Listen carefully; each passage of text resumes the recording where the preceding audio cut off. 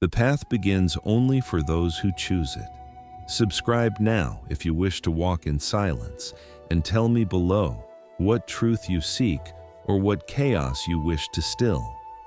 Every word you leave is a stone laid upon your own path. The Scroll of Stillness. Long ago, before the last bell of the mountain temples faded into cloud, there was said to exist a single scroll, inked by a nameless monk. No one remembered his face, nor the sound of his voice. Only the whisper of the paper remained, brittle, fragrant with cedar smoke and age. It was discovered beneath a collapsed altar, sealed in a clay vessel, untouched by centuries. Its words carried no author's name. At the top, only a symbol, a circle drawn in one breath. Within it, a single line. He who conquers silence conquers the self. The rest of the parchment told not a story, but a descent, a path through the many rooms of quietude. Each verse, each parable, spoke of the same threshold, the place where sound ends and truth begins. Chapter 1. The Sound of the Mind. Before a man enters silence, he believes it is empty. He imagines quiet as an absence, of voice, of noise, of life. He is wrong. Silence is not absence. It is presence too vast for words. It hums beneath the skin like the pulse of the world. When the novice first sits upon the mat, the world outside dims, but within him rises 1,000 echoes. Old conversations, remembered arguments, songs of the market, the cry of his own desires demanding attention. He lifts his gaze to the paper wall, and within its grain, he begins to see shapes, faces, regrets, shadows that never left. Then he understands the first law of the path. Before you may quiet the world, you must hear it screaming within you. For what men call peace is not the lack of noise, but mastery over it. The master once said to his disciple, "Stillness is not silence of the ears, but silence of the demand to speak."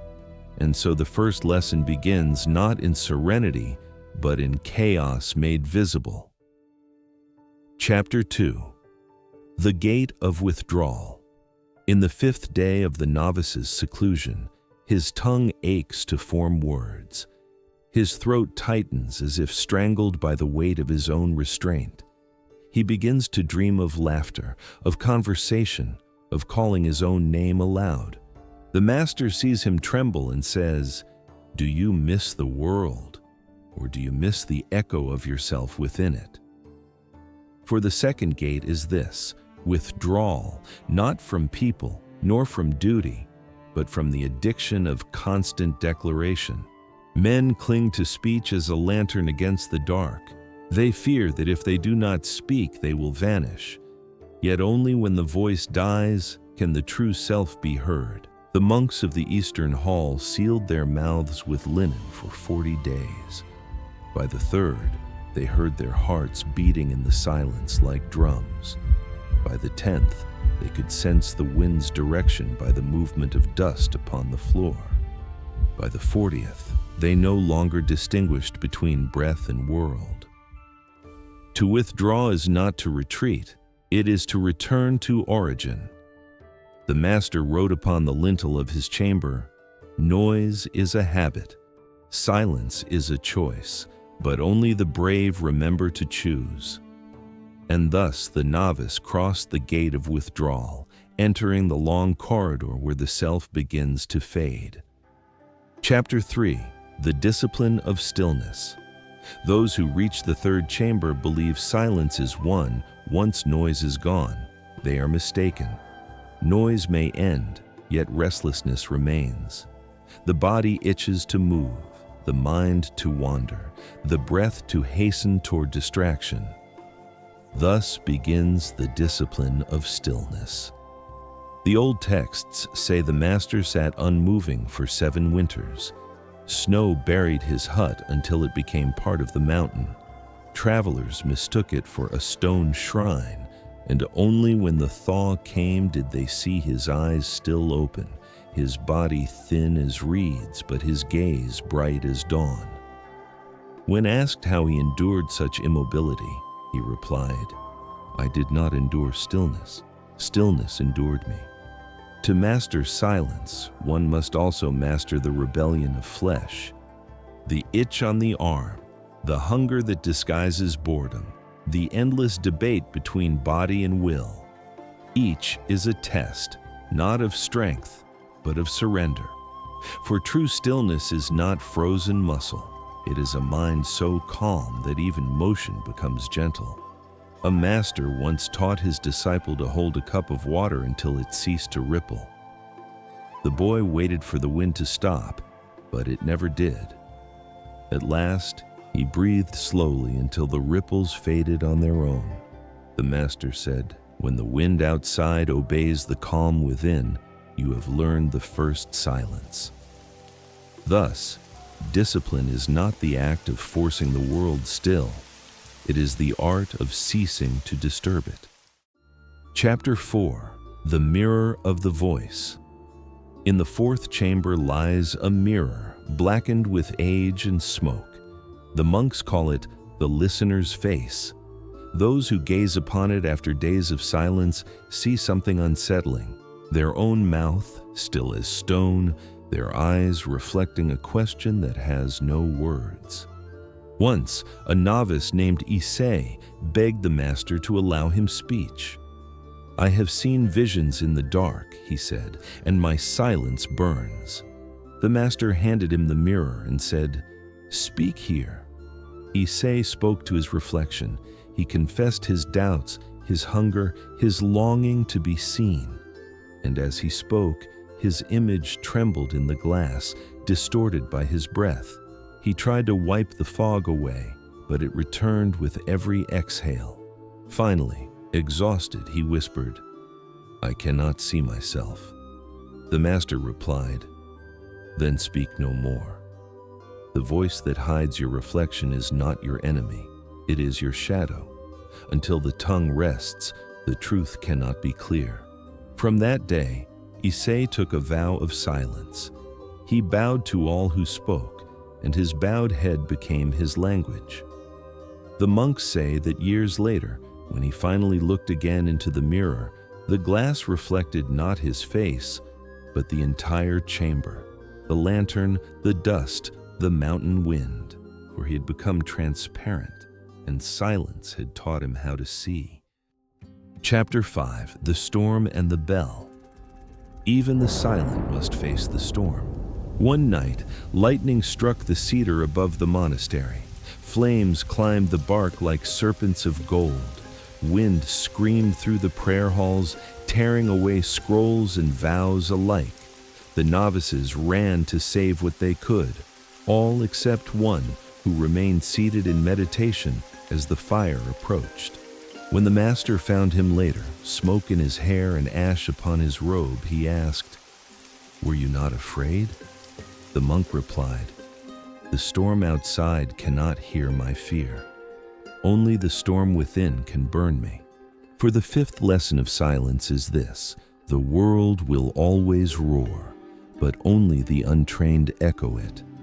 When thunder shatters the valley, the monks of the high temple ring their bell, not to answer the sky, but to remind the heart that harmony can exist even amidst destruction.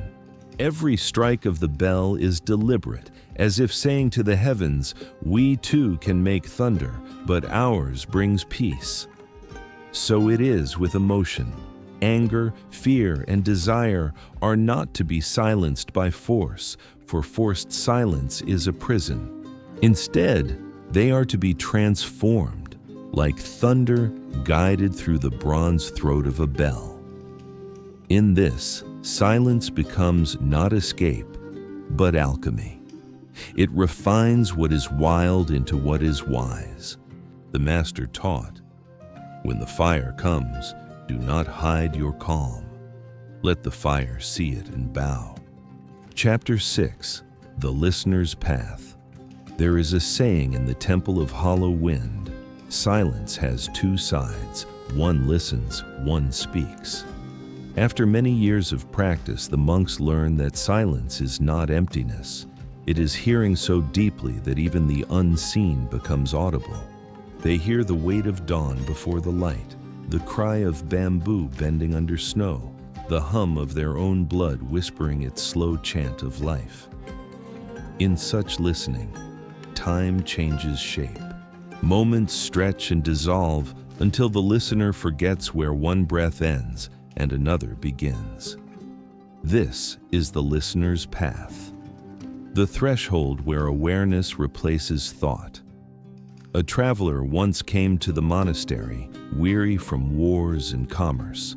He mocked the monks, saying, "Your silence changes nothing in the world." The eldest monk poured him tea. When the traveler raised the cup, he saw the reflection of his own face trembling on the surface. The monk whispered, "Silence changes nothing. But in silence, you see what needs no change." The traveler did not understand. He left that night. But the wind carried the monk's words for miles, and somewhere on the road, he began to hear his own steps differently. Each one a beat of a drum he had never noticed before. He walked slower, then stopped, and for the first time in years, the war inside him grew quiet. For this is the way of the listener. To hear truth is to be changed, even when the tongue remains still. Chapter 7. The Second Silence. The ancients taught that there are two silences. The first is made of sound withdrawn, the second of self-dissolved. The first can be learned through discipline, through stillness, restraint, and ritual. The second arrives when the seeker no longer seeks. When the master grew old, he ceased teaching. He sat beneath the pine tree each morning, eyes open, hands resting on his knees. The younger monks waited for instruction, but he said nothing. One dawn, as mist rolled across the valley, a disciple approached and asked, "Master, what is left to learn after silence?" The old monk smiled faintly. He lifted his hand and pointed toward the fog. No bird sang, no wind stirred. Yet, in that hush, the disciple heard something vast, not a sound, but the feeling of being heard by the world itself. Then he understood. The second silence is not mine to make. It is the world, finally speaking without words. Epilogue. The Dangerous Gift. The final lines of the recovered manuscript are smudged by moisture and time, but enough can be read to suggest a warning. Silence is a blade. In untrained hands, it wounds. In disciplined hands, it heals. Those who walked this path were changed in ways that frightened others. Their eyes carried calm that unsettled the ambitious.